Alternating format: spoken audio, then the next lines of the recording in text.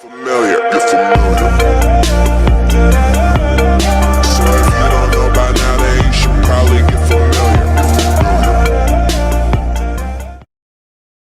Hello students, welcome back to my video to discuss the part 2 on special theory of relativity.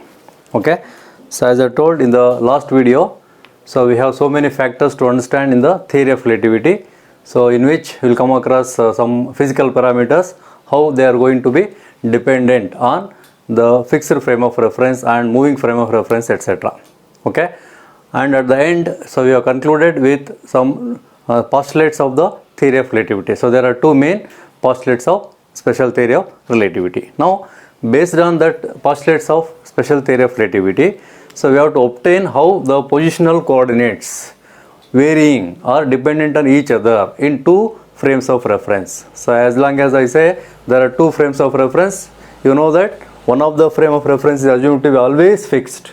Okay, that is the inertial frame of reference. Okay, so another frame of reference is always considered as moving with certain velocity, right? So now with respect to each frame of reference, how the positional coordinates are dependent on each other. Okay, because that positional coordinates are very important to discuss the motion of any body, right? So now we have such an equation derived by Lagrange. Okay, A. Lagrange in 1904 based on the postulates of special theory of relativity. Okay, that equations are called now Lagrange transformations. Okay, now let us see how to obtain the relation between the coordinates between S and S dash. So now just look at the diagram. So this is very simple diagram here. So we have as usual the mutually perpendicular coordinates x, y and z. So that acts as a frame of reference S, and that is considered as fixed frame of reference. Okay, so another frame of reference, that is S dash, so whose coordinates are given by so x dash, y dash and z dash. Again they are also mutually perpendicular to each other. So now at time t equal to t dash, so that means initially, so we are considering time t equal to t dash equal to 0, let us say. So with respect to S, we are considering the instant of time is t. With respect to S dash, we are considering the same time instant as t dash. So when both the times are equal to 0, we are assuming that the origin O dash is coinciding with O, right? So both are coincided to O. Now in this discussion, let us consider a source of light. Okay, so where is that source of light you have to consider? So you have to assume the source of light at the point O when O dash is coincided here itself. Okay, that means there is a source of light you have to assume here, where the light can be emitted by source of light. And you know that if you assume a point source, the light emitted by a point source is always enhancing in the medium in the form of spherical wavefront. You know, it is emitting in the form of spherical wavefront, advancing in the medium in the form of a spherical wavefront in the space, right? So that is what I am showing here. So you can just look at the circle, so drawn from the O as origin, so where the light is emitting from the point source S. Okay, so light is enhancing in the form of spherical wavefront around the point O. So now, so that is observed by the observer O, right? So even O dash is observing the same spherical wavefront. So looking at its surroundings from O dash, you will get the same spherical wavefront. Now as the time elapses, let us say after certain time t dash, okay, so it is not equal to 0 now. So t dash is not equal to 0. So then what happens? The origin O dash is moving to some point, right? Because the frame S dash is moving with the velocity v, and hence the entire frame along with the observer O dash is moving in the direction x direction. Okay, then so even with respect to O dash also, the source is observed to be spherical wavefront irrespective of its motion. Okay, light appears to be spherical wavefront even for the observer O dash. Okay, so that is what actually in the second postulate you will see that if you consider the velocity of light, it will not change with respect to fixed observer. With respect to moving frame of reference, velocity of c is always constant. Okay, that is what we observed already in the special theory of relativity, I mean postulates of the special theory of relativity. Now so we are considering that part here. So we can observe the spherical wavefront with respect to O dash also then. So it is like this. Okay, now these spherical wavefronts are passing through certain point, right? let us consider that point as the positional coordinate for you. So that is P. So point P is given by the coordinates x, y, z. So position P is measured with respect to S as x, y, z. So the spherical wavefront is now passing through that point P with respect to frame S. And similarly, with respect to frame S dash, as it is moving the velocity V dash, V bar. Okay. So now what is the positional coordinates? It is just shifting to point P dash now. Okay. Whose coordinates are given by x dash, y dash, z dash with respect to moving frame of reference S dash. So that the spherical wavefront is passing through the point P dash now. Okay. Whose positional coordinates are given by x dash, y dash, z dash. Okay. Now Lorentz transformation equations are nothing but what? What is the relation between this x and x dash, y and y dash, z and z dash? As we discussed the relations between them according to Gaussian transformations. Now what is the relations according to Lorentz transformations? That is what you have to derive in this discussion now. Clear? Okay. So now I am writing here S and S dash are two rectangular frames, right? Rectangular frame of reference, and P and P dash, let it be P dash here. P and P dash given by x, y, z, x dash, y dash, z dash are positional coordinates with respect to S and S dash respectively. Clear? Okay, now let us continue with respect to this geometry of the figure. So what are the possible things you can consider? Say from the coordinate geometry, you write with the coordinate geometry. So we can have the two equations here. That is, if you consider the sum of all the positional coordinates, that is x square plus y square plus z square, that is in the first circle, okay, in the first spherical wavefront, x square plus y square plus z square is equal to c square into t square. What is that c into t then? Velocity of light into time taken for the enhancement of the spherical wavefront up to point P. Okay, that is nothing but the distance from O to P. It is just like radius of the sphere. Okay, it is given by velocity into time. So you have to consider square of the radius of the sphere, that is c square into t square. You should write that as equation 1 now. The same equation now with respect to O dash, that means observer O dash from the moving frame of reference S dash is given by x dash square plus y dash square plus z dash square is equal to. So now what is the distance of the point P dash? Because it is also enhancing in the space, okay, with respect to the origin O dash, but the time measured with respect to S dash is t dash now, but velocity is same with respect to moving observer and fixed observer. Velocity of light is always constant according to second postulate. So you should write only c, don't write c dash here. So take it as c only. Then the radius O dash P dash will become c into t dash here, okay.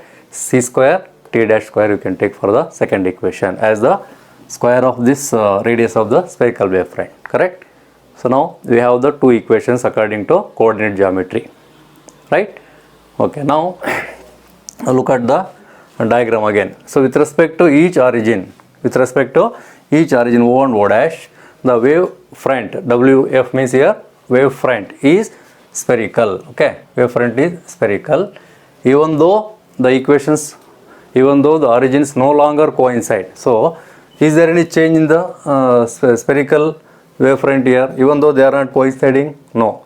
So even though O dash is moving, so when they are coinciding as well as when O dash is not coinciding. So in both the cases we are considering only spherical wavefront, isn't it? So that is why you can consider that equations 1 and are equivalent, isn't it? They are equivalent to each other. So you can write here equation 1 and 2 must be equal since both the observers are at the center of the same expanding wavefront, isn't it? Center of same entire wavefront is expanding from the basically source of the light, point source of the light, and hence you can consider both the equations observed from both the observers are at the center of the same expanding wavefront. So that you can equate the equations 1 and 2 now.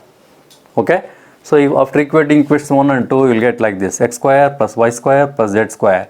Okay, you take the c square t square on the left hand side, you will get minus c square t square. Okay, then that is equal to, so this one x dash square plus y dash square plus z dash square, and take again this one as also in the left hand side, you will get minus c square t dash square, right? So after equating you will get the equation 3. Clear? And you know that now since in the motion of the frame S dash is only along x axis, isn't it? You are not considering the motion of the frame not along y axis, not along z axis, so it is moving along only x axis. So there is no difference in the coordinates between y and y dash and z and z dash. So that is what even shown in the Gaussian transformation also, right? So we can write now y dash is equal to y, z dash is equal to z. So let it be equations 4 and 5 for your reference. Now suppose if I substitute y is equal to y dash, okay, z is equal to z dash in the equation 3, what happens? If you assume both are equal, so automatically you can have here cancellation, right? So y square cancels with y dash square, z square cancels with z dash square when you take in the left hand side, right? Because they are equal to each other as per the equations 4 and 5. So what is the equation 3 left with now? Okay, so now equation 3 becomes, you can write now x square minus c square t square is equal to, the right hand side what you get, x dash square minus c square t dash square. That is the equation 6. I repeat again, see, the equation 3 becomes now x square minus c square t square is equal to, right hand side is x dash square minus c square into t dash square is the equation 6 for you. Clear? So now down up to equation 6. Okay, now the continuation of equation 6 is here. So look at the equation 7. So what I am considering is a linear equation. Okay, you have to consider a linear equation between x and x dash. Okay, in the form of x dash is equal to k into x minus vt. So we know that how x dash is related to x already in the Gaussian transformation equation, right? So that is x dash is equal to x minus vt. Now let us consider if there is a proportionality constant k. Just you consider there is a proportionality constant k, how the value of k depends on other parameters in the linear transformation equation. Okay, so I am considering that linear equation now in the form of x dash is equal to k into x minus vt. Okay, that is equation 7, where k is a constant of proportionality and that k does not depend upon either x or t, the variable positional coordinate x or time t, but may be a function of velocity, that is the velocity of the moving frame s dash. Okay, it may be a function of v. Now let us see what is the equation for k. So proceed to find the equation for the proportionality constant k here. So now consider the first postulate. According to first postulate of special theory of relativity, the equation for x. So we have the equation for x in terms of x dash and t dash. So because you can just interchange that x and x dash according to the first postulate of the theory of relativity, so that you can write the equation directly now similar to this equation 7, as in place of x dash x will get, and k is again there, proportional constant in place of x again, so that is x dash here. Okay, if it is a minus v, then you will get plus v into t dash. Just you can consider the equation 8 by assuming no change in the equation takes place with respect to s and s dash. So that now we have the equations 7 and 8 here. Okay, now proceed in the right hand side here. So as there is no relative motion along y and z direction, already we know that. So we can have y dash is equal to y, z dash is equal to z. Substituting the values of t and t dash in equations 7 and 8. So what is that? So consider the equation 7 and 8. Substitute the equations or the values of time, that is given by what? Ratio of x by c, because you know that t into c is the coordinate x. Similarly, t dash is equal to x dash into c. So cross multiplication gives t dash into c, that gives coordinate x dash in the spherical frame, isn't it? So by considering the time values, substitute in the equation 7, you will get x dash is equal to x into, k into x minus v x by c, where t is substituted as now x by c as per this condition. Okay, so you can take now x as common, right, in this equation. So kx is into 1 minus v by c is in the equation 9, right? Similarly from equation 8, substituting the t dash, so x is equal to, right, see, x is equal to k into x dash plus v into x dash by c. So where t dash is taken as now x dash by c only. So again x dash is common, right? So that you'll get k into x dash into 1 plus v by c, right? So that is the equation for 10. Okay. Now we have again equations 9 and 10. So just you multiply, so that you have to get the equation for k, right? Multiplying equations 9 and 10. So what you will get? So in the left hand side, x and x dash is there. So multiplying with that, x into x dash you will get. Right hand side multiplication is k into k square, okay, x into x dash, and 1 minus v by c, right, into 1 plus v by c. So you will get in the form of a minus b into a plus b. So what is that?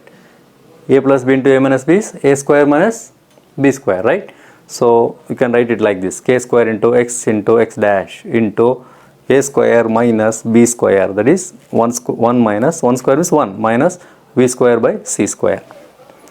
So now how do you get the equation for k? So you can just cancel this x dash in the left hand side and right hand side. Okay, so left with k square is equal to 1 divided by 1 minus v square by c square, right?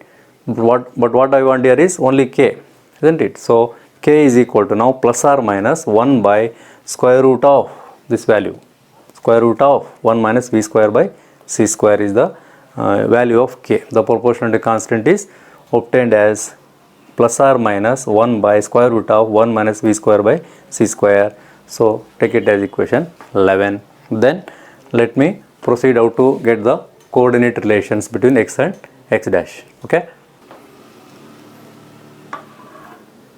Now just consider the equation of k as plus or minus 1 by square root of 1 minus v square by c square, you know. So that equation 11 should be substituted in equation 7. You just look at the equation 7, okay, and substitute the value of k only. So that you will get x dash is equal to, okay, k into was that, no, k into x minus v into t. So in place of k, I can write it now 1 by square root of 1 minus v square by c square. Okay, so we get the equation 12 as the relation between x dash and x. Clear? Okay, so this is one important equation for you now, relation between x dash and x. Now proceed. We know that t dash is given by x dash by c, you know. So just substitute the equation of x dash here and divide by c. The above equation, x minus vt divided by, okay, here c into square root of 1 minus v square by c square you will get. So I will take this c into the numerator. What you will get? X by c minus vt by c, correct? So divided by only square root of 1 minus v square by c square. Clear? Okay, now you in the above equation, what you can consider here again, you see you got x by c, no? The ratio x by c is again equal to what? Time t, right? So you can substitute x by c is equal to t in the above equation. Therefore you get t dash is equal to, okay, t, x by c is nothing but now t minus vt by c is there. Okay, now substitute this t as again x by c. So x by c is there already, one c. So you will get c square now. T minus vx by c square divided by square root of 1 minus v square by c square as it is. That's it. Okay, so this is another equation important for you because there is a relation between time t and t dash. Okay, so here in the equation 12 we have relation between x and x dash. Here we have the relation between t and t dash according to Lorentz transformations. Okay, now if I take all the equations together, we get the Lorentz transformations. Okay, see here. The Lorentz transformations for the space and time coordinates are given by, now x dash is equal to what? X minus vt by square root of 1 minus v square by c square. That is equation 13. So it is similar to 12. And y dash is equal to y, z dash is equal to z as you know already. Okay. And equation for t dash is given by this one. So that is t dash is equal to t minus vx by c square divided by square root of 1 minus v square by c square, you know. So all put together we get the equations like let's say set of 4 equations.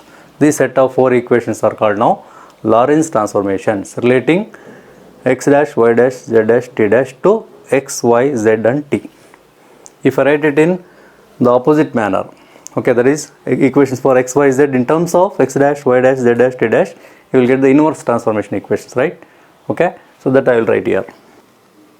So inverse Lorentz transformation can be written by considering v equal to minus v. So you have to put wherever v is there, you know, you have to take it as minus v.